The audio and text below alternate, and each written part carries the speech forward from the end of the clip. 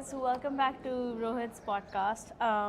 And today we have a very special guest, close friend of mine and boyfriend, Taha Aslani. Taha, say hi. Hello, assalamu alaikum. So, Taha recently left Habib University to go study in France, and he's pursuing a culinary degree after running away from his CS life here in Karachi, Pakistan. So, we're going to talk to Taha about his experience with what it's been like. But before we delve into that, just want to give a quick sponsored ad shout out to Pakola. It is nutritional fact, energy, 53k calories. So I don't know why I did that. Let's just move on. So Taha, thank you, Taha. Why did you leave Pakistan to begin with? Okay, so I come from a family of engineers, right? And I thought that I could do engineering too, that engineering was in my blood. But after consistently failing for about 3 semesters, I realized that, yeah, this is not fun. And while I was failing, I was actually conducting my own business. It was a small food delivery thing, which happened mostly during COVID hit. When COVID hit, That was called Taha Span, wasn't it? yes, it was called Tajpan. They're absolutely correct. In fact, a very close friend of mine was the main managing advertisement manager type stuff, like PR manager, right? So that was a look into a window that what I actually wanted to do with my life. And after doing some research, I came across Le Cordon Bleu Paris, which is a very, very fine institute for people who are interested in cooking and anything related to that field.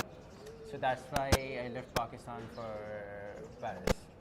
So basically, what you're saying is also that, well, I know this from chats that we've had before this instance, and you've said that you didn't do this degree in Pakistan because you weren't getting a degree to begin with, right? Yes, so right now I'm pursuing a degree called Bachelor's of Culinary Management, Business and Culinary Management. Now, what this degree encompasses is that while I do learn about culinary facts and culinary principles and techniques within the kitchen, I simultaneously learn how to manage a kitchen and a restaurant. And that is what I've always wanted to do, to run my own restaurant. And like in Pakistan, I've noticed that many restaurants, while the industry is very booming and it is very resourceful, the fact of the matter is many businesses do fail and nobody really knows why. And I didn't want to open one business and fail at the same time. That's why I decided to apply to this degree and employ whatever I learned in the future from this degree. In Pakistan, however, the only option I had was of a diploma, and it was either a hospitality management diploma or some form of cooking diploma or pastry diploma. But it wasn't something that I was looking into it, because they were like either hospitality or cooking, not a culmination or a combination of both, which I finally found here. Okay, so clearly France has this huge reputation, not just for bread, but also their cuisine, their culinary intuitions. I don't know if that even makes sense. But why Le Cordon Bleu specifically? Like, why that specific institution? Okay, so Le Cordon Bleu has been here for, I think, approximately 150 years or something like that. It has been responsible for one of the finest chefs in the world. One famous chef that I think that everybody has heard of is Julia Child. Julia Child was a student at Le Cordon Bleu herself.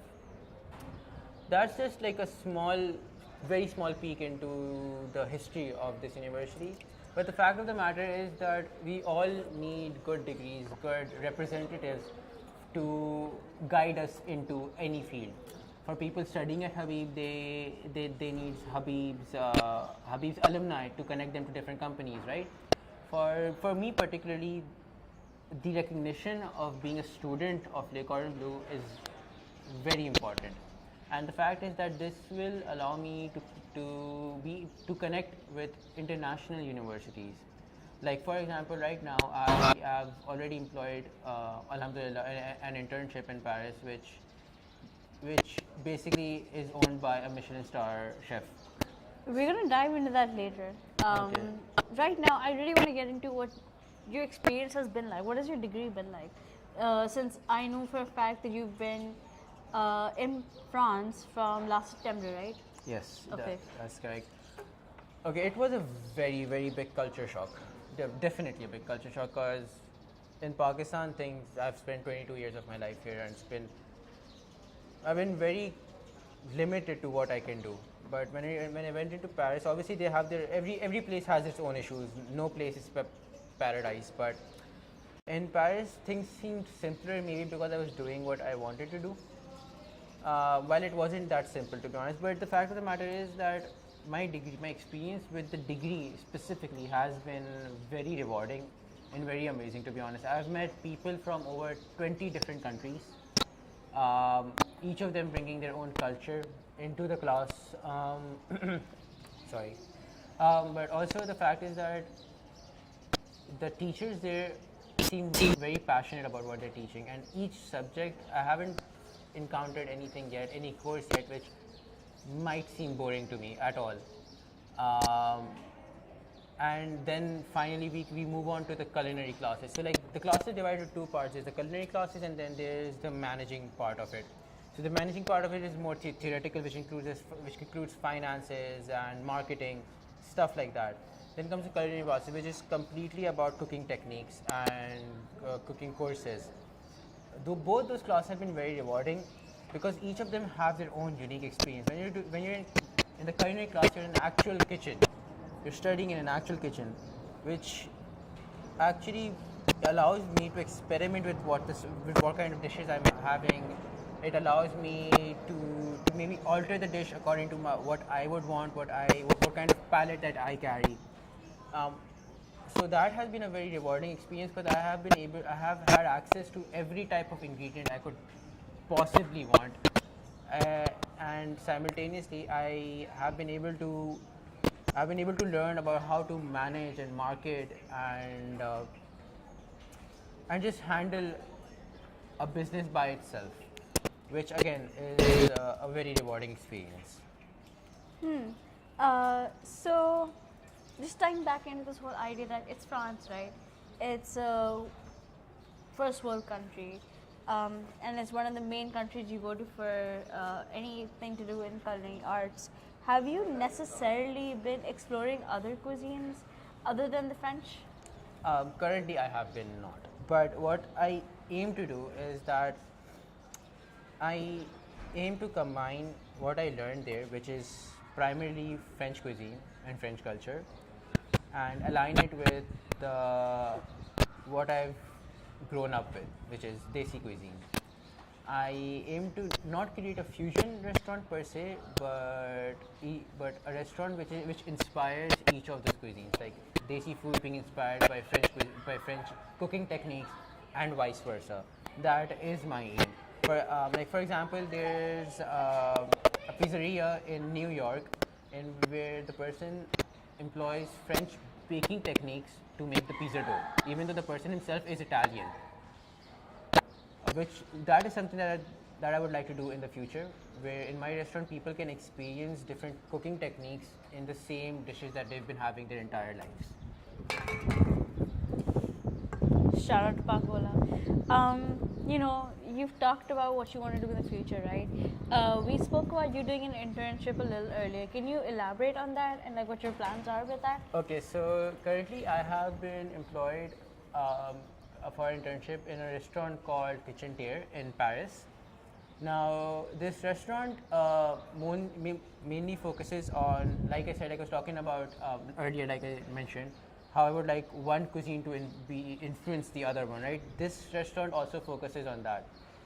Their entire pattern is that they use South Asian cuisines. They take influence from that and then make French food. I found that very intriguing, to be honest.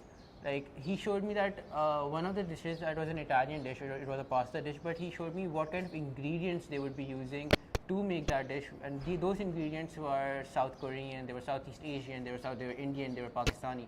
They were these ingredients that they were employing to make this particular dish. I found that to be very interesting, very intriguing, because this is something that I want to look into the future as a restaurant owner myself. Obviously, after a bit of time, not immediately, but yes, that is what my aim in life is. So the internship itself seems like a very, very, very good opportunity for me to explore what I would like to do and how I would like to experiment with different dishes. So this is lined up quite well for you, right? The idea that you want to create a fusion restaurant, and then you're also interning. Your first major internship is at a restaurant that kind of does the same thing, right? How do you plan on using your experiences from this place to kind of hone in on your idea when you do come back to Pakistan?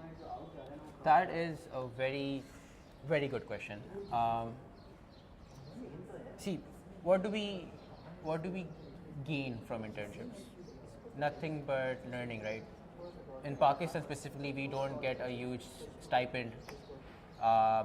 It's barely enough to afford the transportation. But the fact of the matter is, we do what we do so that we can learn and we can employ what we learn into our future occupations, right? That is our entire idea. I have the same thing. I want to learn how are they able to combine different flavors, completely different cuisines. French cuisine and South Asian cuisines are completely different. They aren't two sides of the same coin. Very true. They're not that at all. The type of fat that we use and the type of fat they use is very, very different. And the not just that, the type of spices that they use, it's very different. Ours are more based on not just flavor in terms of spicy flavor, but it counts a lot about on scent as well. Theirs is more based on basic, simpler food, which focuses just on the product itself, the flavor of the product itself. Now, what I find interesting is that Italian, like for example, the dish I was talking about, the pasta dish, Italian dishes are prone to have a rather subtle taste initially. If you eat proper Italian food, they focus on the flavor of the pasta on the dough itself, but not on the ingredients that they additionally add into it.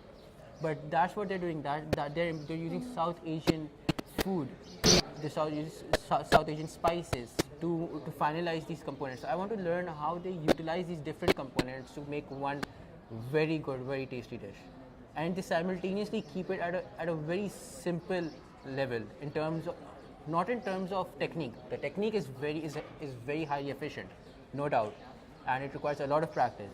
But the end product is so simple that it makes you feel like you're sitting at home and you're enjoying something warm and wholesome. And that's something that I want to achieve. That whatever customers that I have in the future, I want them to feel happy, proper joy when they're eating or they're tasting my food. Customers, I'm so glad you brought that up, because you plan on bringing this back home, right? You're quite aware of the scene in Karachi. What do you think about the profitability of your idea? And if I'm not even talking about profitability, just reception, what do you think could be the reception to you starting such a venture back home in Karachi? Okay. Food ventures throughout the world, anywhere in the world, is a risky business. One of the biggest things that I've learned from my management classes is that I need to know the current trends within the place where I want to work. Something called a SWOT analysis, which requires me to know the current trends that are there at the moment, and to see if my particular idea would be actually profitable in the end. Now, the fact is that Karachi hosts very unique restaurants as well. For example, Chef's Table. Chef's Table is it itself is a unique restaurant because they offer you simple cuisines, but in a proper fine dining way method. Sorry. For the middle class, that is something that is not, to be fairly honest and to be fairly frank, not something that they can have every year. In fact, not everyone, considering Definitely. the current economy of Pakistan. But there always remains an audience, a customer base, which will be attracted to something like this, something unique, something new. And that is what I am relying on. That is what I'm relying on, that in the future, that in 4 years into the future, 5 years into the future, that target audience of mine would still exist. Because the fact is that the trend of something new completely taking over people's palate has been there for a long time in Karachi specifically. Not just Karachi, in Islamabad as well. Whether it might be Aussie Burger, which import their beef from Australia, according to them, or it can be Markhor, which is offering you smoked meats, which I haven't encountered before, or Chef's Table. All of these offer you a unique experience, and the experience is what accounts for a lot when it comes to food. What type of, not just the flavor, but what type of place you're sitting in, what is the ambiance, what's the service, do you actually think it's worth the money? Because at the end of the day, you are not just going out to have food. At the end of the day, you're going out to have a really, really good time. And experience is something that is very important. That's what I rely on, that there will always be a target audience who would fairly be financially stable enough that they're willing to take the risk to dive into a different kind of food, to a different kind of experience. That is what I am hoping on, and that is hopefully what I will achieve in the future. Okay, definitely. After the internship, what do you think you'll be doing for your next semester at Le Cordon Bleu? Okay, so my next semester I will primarily be covering the basic of cuisine. Now there are three types of diplomas. There are boulangerie, there are patisserie, and there's cuisine. Cuisine is more about your savory dishes, to put it into very, very simple terms. It's more about your savory dishes. I have opted to learn cuisine, and I would be, after I complete that part, I would be awarded a basic cuisine certificate. So now for people to reach a diploma, they need three types of certificates. As a basic, then there's the middle one, I forgot the name, I'm so sorry, and there's obviously the highest level. These three complete one cuisine. But the fact is that even if I'm able to achieve one of these particular certificate, which I will hopefully achieve by the graduation of my next year, second year, it will allow me to have some validation to show to my next employer that, see, I do know what I'm talking about. I'm not just coming back from nothing. Because personally, I've had no particular family background in restaurants or cooking or anything. Not in cooking, but not in restaurants or managing a restaurant. So I need some proper backup to show that I am capable, and this would allow me to do that. Okay, I think that's great. I wish you the best of luck in whatever you do, and I hope you visit me every now and then while you're doing it. This has been Brittany and Taha. Tune in next week for more. Thanks for watching. Merci beaucoup.